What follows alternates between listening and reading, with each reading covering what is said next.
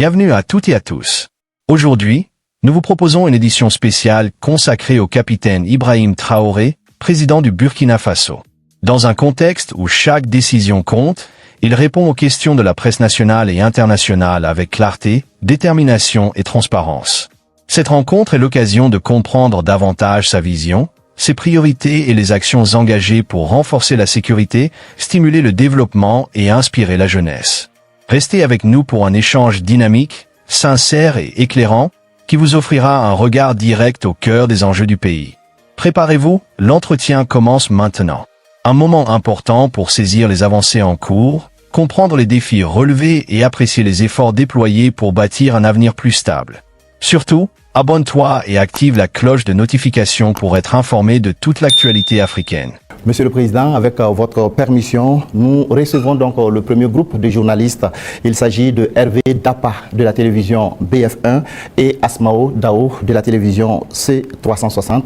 Bonsoir, chers confrères. Vous disposez de 20 minutes pour vous entretenir avec le chef de l'État sur les questions relatives à la défense et à la sécurité. Monsieur le Président, vous venez de le dire, on parle de sécurité et de défense du Burkina Faso. Venons-en à votre sécurité personnelle.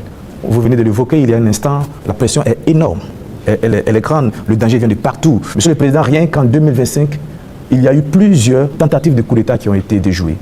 Monsieur le Président, est-ce qu'il vous arrive parfois d'avoir peur? Merci, je pense que c'est la seule force que j'ai. J'ai pas peur. Parce que j'ai confiance en vous tous. Ça, c'est la première chose. Il faut avoir confiance au peuple. Parce que c'est le peuple qui nous a confié cette mission. Et j'ai confiance au peuple, qu'ils comprendront. Et voilà pourquoi on n'hésite pas aussi à être devant le peuple, pour leur expliquer la situation et leur dire ce qu'il y a.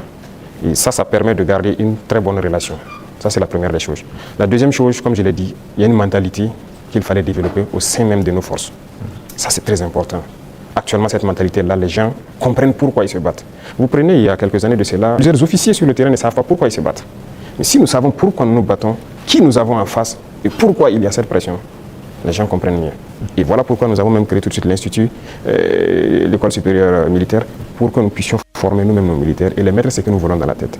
Et retenez une chose, si vous laissez vos forces être formées par d'autres puissances, ils les mettent dans leur tête ce qu'ils veulent. Ils les endoctrinent comme ils le veulent et c'est plus facile de les manipuler. Mais ici au Burkina actuellement, c'est ce qui fait mal d'ailleurs à beaucoup de puissances impérialistes. Ils n'arrivent pas à pénétrer notre armée. Tous ces bâtiments qui ont été créés, tous ces hommes qui sont là, personne n'est venu d'ailleurs les former. Nous sommes bâtis sur notre expérience terrain et nous les avons formés. J'ai personnellement participé à des entraînements de certaines forces au tout début. Donc ça, c'est déjà une deuxième force.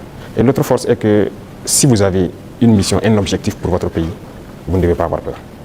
Si vous avez peur, vous hésitez. Si vous hésitez, vous compromettez. Et une fois que la compromission est là, vous êtes foutu. Vous avez tout à l'heure énuméré un certain nombre d'éléments qui font que vous êtes rassurés. J'insiste parce qu'il y a l'histoire aussi. C'est l'histoire qui nous conduit.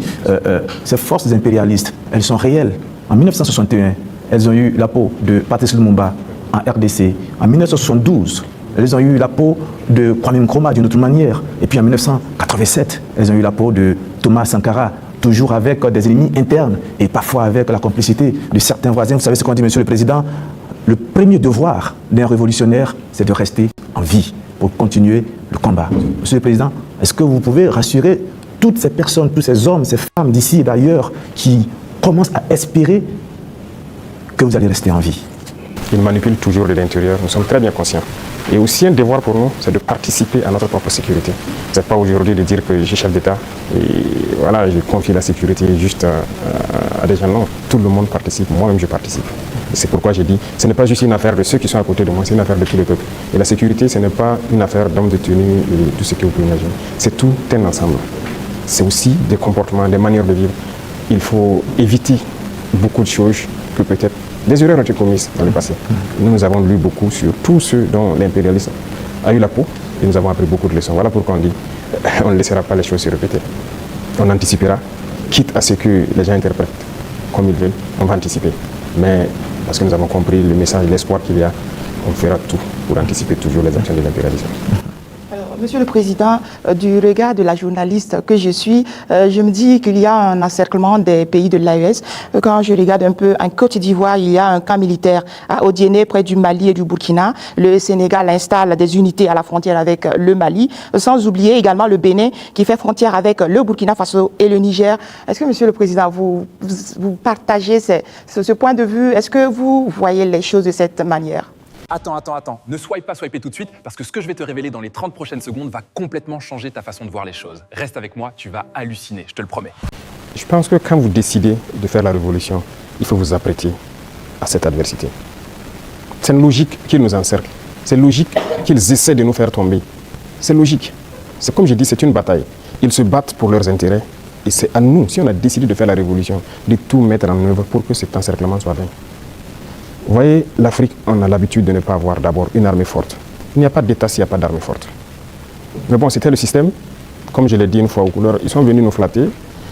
Non, il ne faut pas vous armer. Même dernièrement, je pense qu'il y a dans une interview un général américain qui l'a dit encore que nos pays n'ont pas besoin d'être militarisés. C'est leur conception. Nous sommes comme des enfants, c'est eux qui doivent venir s'asseoir, faire la sécurité pour nous. Et beaucoup de pays sont dans cette situation. Ils ne construisent pas d'armée. Et quand la situation arrive, c'est le chaos. Nous sommes en train de construire une armée forte. Voilà pourquoi j'ai dit on se bat en burkinabé et on se forme en burkinabé. Ça, c'est très important. Avant, c'est quoi? Chaque fois, les forces étrangères, tout le monde vient pour former vos soldats. On vous prend comme des moins que rien. Aujourd'hui, beaucoup de forces étrangères cherchent à venir s'entraîner avec nous. Vous n'allez pas imaginer. Les plus grandes puissances cherchent à venir s'entraîner avec nos soldats. Mais ce n'est pas juste l'entraînement. Ils veulent apprendre comment on fait, comment on procède, qui nous entraîne. Mais personne aujourd'hui ne sait comment les birs sont formés, comment on les entraîne, comment on les équipe.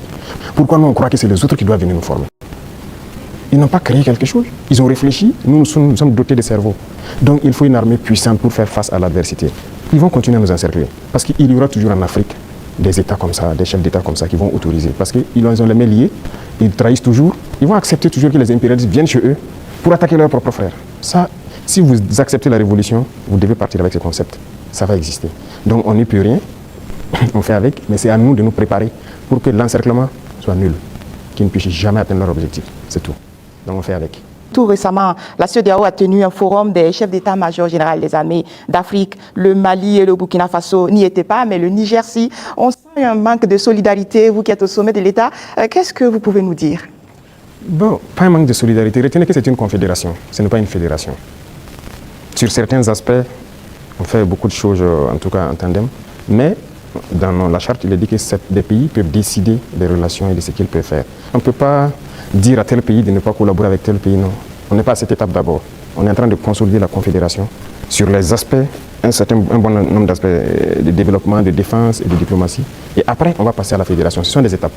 Donc, le Niger peut participer à des rencontres. La confédération, on ne se ferme pas. On fait des ouvertures, on côtoie tout le monde. Nous sommes très panafricanistes. On est vraiment ouverts à l'intégration à tout ce qu'il y a, mais avec des principes. D'accord. Comme il s'agit de défense et de sécurité, on vous laisse une dernière question. Merci Sagnon, mais la question que je vais poser, pardonnez-moi, ne fait pas partie de la défense ni de la sécurité, mais de vos relations avec nous, les médias. Monsieur le Président, est-ce que vous avez un problème particulier avec les médias, donc avec nous les journalistes? Je dis cela parce qu'on a l'impression qu'il y a eu un malentendu. Je parle des médias nationaux, pas des médias internationaux, dont certains sont tombés dans la poubelle depuis un certain moment, c'est un fait. Il n'y a pas des médias nationaux. On a l'impression qu'il y a eu un malentendu au début, et il y a quelque chose, un brouillard comme ça qui est là. Comment vous analysez la situation, Monsieur le Président? Vous savez que je ne suis pas hypocrite. Il y a eu un malentendu, il y a eu un brouillard au début, mais aujourd'hui, je dois dire que je félicite beaucoup de médias pour leur travail professionnel. Il faut éviter de suivre le travail de l'impérialisme. Certes, beaucoup parmi vous ont été formés par eux. Hein. C'est ça, vous avez été à l'école du blanc, comme on aime le dire. C'est eux qui vous ont formé au journalisme.